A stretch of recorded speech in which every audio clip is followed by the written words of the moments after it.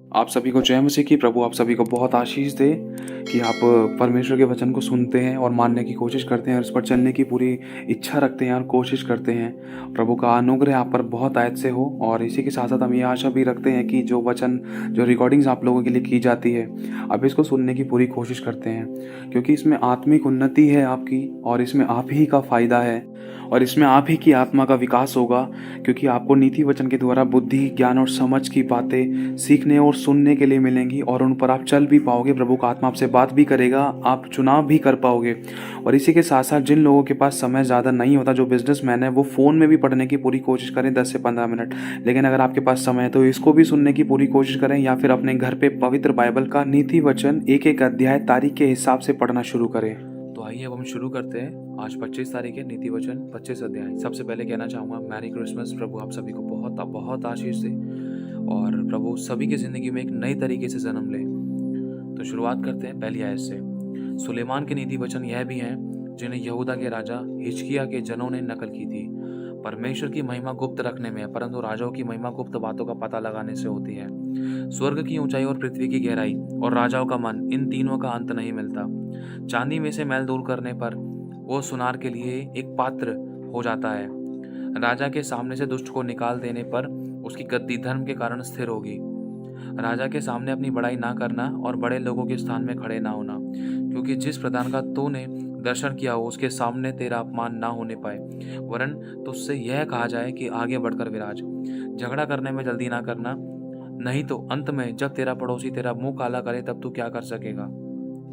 मतलब प्रभु कहना चाहता है कि ये झगड़ने रगड़ने में हमें जल्दबाजी नहीं करनी है, और ना झगड़ना तो है ही नहीं हमें। अगर ऐसी परिस्थिति भी लग रही थी तो हमें सोच विचार कर कदम बढ़ाना है, सोच विचार कर काम करना है, ताकि हमारी गलती ना निकले, ताकि हम किसी के ठोकर का कारण ना बने, और ताकि हम कभी खुदा के नाम को गिराने ना पाए, उसके नाम को बेइज्जत ना होने दें। इसलिए प्रभु कह रहा है झगड़ा रगड़ना करने में कभी जल्दी ना करना, वरन झगड़ा ही मत करना।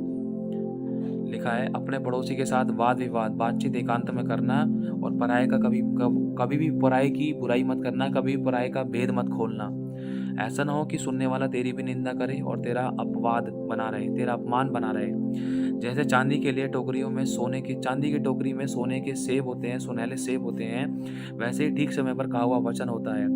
जैसे सोने का नथ और कुंदन का जेवर अच्छा लगता है, वैसे ही मानने वाले के कान में बुद्धि की डांट भी अच्छी लगती है। जैसे कटनी के समय बर्फ की ठंडी से, वैसे ही विश्वास योग्य दूध से भी भेजने वालों का जी ठंडा होता है। जैसे बादल और पवन बिना दृष्टि निर्लाभ होते हैं, वैसे ही झूठ मूठ दान देने वाला का बड़ाई मारना होता है। धीरज धरने से न्याय को मनाया जाता है, और कोमल वचन हड्डी को भी तोड़ डालता है। क्या तूने मधु पाया तो जितना तेरे लिए ठीक हो उतना ही खाना। ऐसा ना हो कि अधिक खाकर उसे उगल दे। अपने पड़ोसी के घर में बारंबार जाने से अपने पाँवों को रोक ले।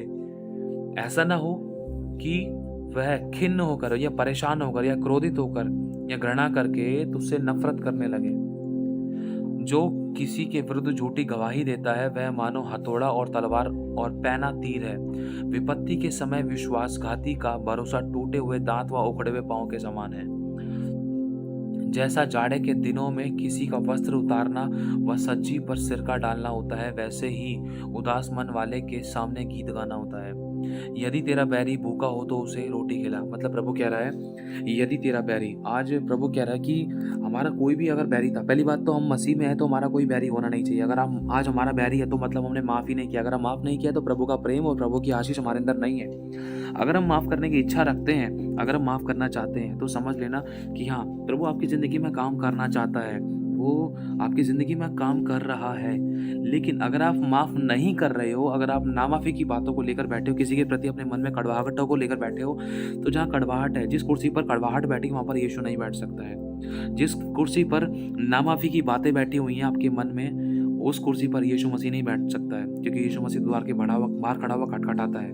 अब सोच कर देखो अंदर कौन बैठा है। कैसी ऐसी कौन सी बात है कि आज हम किसी से बैर कर रहे हैं। अगर बैर कर रहे हैं तो आज प्रभु कह रहा है कि उसके साथ मेल मिलाप कर, प्रेम कर, क्षमा कर।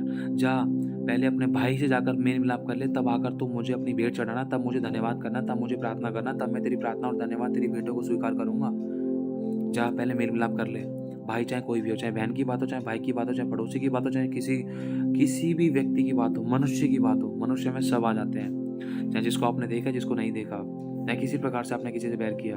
हमें मेल मिलाप करने की इच्छा रखनी है, प्रभु के आगे पश्चाताप करके सामने वाले से मेल मिलाप करने की पूरी कोशिश करनी है 100%, और सामने वाले को क्षमा करना है, क्योंकि लिखा है जिस प्रकार तुम दूसरों के अपराधों को क्षमा करोगे उसी प्रकार तुम्हारा स्वर्गीय पिता भी तुम्हारे अपराधों को क्षमा करेगा। और जब तक क्षमा नहीं करेंगे तब तक आशीष नहीं आ सकती है, ध्यान रखना। और लिखा है यदि तेरा बैरी भूखा हो तो उसे रोटी खिला, और यदि वह प्यासा हो तो उसे पानी पिला। मतलब प्रभु कह रहा है अगर कोई सामने वाला अगर हमें अपना बैरी बना रहा है तो प्रभु चाहता है कि हम उसको रोटी खिलाएं, उसको हमेशा अच्छा करके दे। अगर हम उसके साथ अच्छा बर्ताव करेंगे, अगर एक की जगह 1 किलोमीटर की जगह 2 किलोमीटर चल के दिखाएंगे उसके साथ, एक काम की जगह 2 काम करके देंगे उसको, और मतलब अगर वो हमारे साथ कड़वाहट कुड़कुड़ाहट कर रख रहा था, लेकिन हम उसके प्रति प्रेम रखें, नम्रता और दीनता स्वभाव रखें, और अगर हमेशा 1 माइल जाकर, एक्स्ट्रा माइल जाकर उसके साथ अच्छा बर्ताव करें, तो प्रभु यही कहना चाह रहा है अगर वो भूखा है ना तो उसको वचन की रोटी भी दे, और उसको शारीरिक रूप में कुछ अच्छा खाना खिला। क्या खाना खिला? अच्छी रोटी खिला, अच्छे शब्द खिला, अच्छी प्रेम की बातों को उसको खिला, ताकि वो पहचाने पाए, ताकि वो जानने पाए कि हाँ यार देख मैंने इसके साथ कितना गलत बर्ताव किया, लेकिन ये हमेशा मेरे दुख और सुख में मेरे साथ है। इसने मेरे साथ गलत बर्ताव नहीं किया, लेकिन मैंने इसके साथ किया था। ये आज मेरे साथ खाने पीने के लिए पूछने आई है, अपनी तरफ से मुझे अच्छा कर करके दे रही है, कर करके दे रहा है, और अपनी तरफ से बेस्ट मेरे लिए कर रहे हैं। ये कितनी भली है, कितना भला है। इसीलिए मेरे भाई और बहनों, प्रभु कह रहे हैं यदि तेरा बैरी भूखा हो तो उसे रोटी खिला, और यदि वह प्यासा हो तो उसे पानी पिला, जीवन का जल पिला। बता कि यीशु ने मुझे प्रेम करना, क्षमा करना, दया करना सिखाया है, और आज मैं भी तुझे वही बता रही हूँ, वही तुझे बता रहा हूँ, और वही मैं कर रहा हूँ, वही मैं कर रही हूँ। और आगे लिखा है क्योंकि ऐसा ही करे, अगर तू करेगा ना, ऐसा ही तू करेगी, तो उसके सिर पर अंगारों का ढेर लग जाएगा, और इस काम का यहोवा तुझे प्रतिफल देगा। लिखा है जैसा उत्तरी वायु वर्षा को लाती है, वैसे ही चुगली करने से मुख पर क्रोधी छा जाती है। लंबे चौड़े घर में झगड़ालू पत्नी के संग रहने से छत के कोने पर रहना उत्तम है। प्रभु ये नहीं कह रहा कि किसी से तलाक ले लो, डिवोर्स ले लो, अकेले में रहो, मार पीट कर दूर रह लो। नहीं, प्रभु के कहने का मतलब है जिस समय झगड़ा हो रहा है ना, उस समय कटनी काट कर अलग निकल जाओ, प्रार्थना करने लगो, साइड में प्रार्थना करने लगो, छत पे या कहीं पर भी किसी ऐसी जगह पर जाकर कि आपका मन शांत हो जाए, और उसी समय झगड़ा बंद हो जाए, और उसी समय आप निकल जाओ। झगड़ा बंद अगर नहीं हो रहा तब भी आप वहाँ से निकल जाओ, ताकि झगड़ा बंद हो जाए। चाहे घर की बात है, चाहे कोई बाहर की बात है, चाहे दोस्त की बात है, चाहे पति पत्नी की बात है, चाहे परिवार रिश्ते नातों की बात है, जहाँ झगड़ा हो रहा था वहाँ से निकल जाओ, कटनी काट कर किसी ऐसी जगह पर चले जाओ जो एकांत, ताकि आपका मन शांत हो, और आप वहाँ पर प्रभु से प्रार्थना करो, ताकि जिनसे आपका झगड़ा हो रहा था उनके मन में परमेश्वर की शांति है, और सारे तरीके से मेल मिलाप होने पाए। ठीक है, और यही एक तरीका है।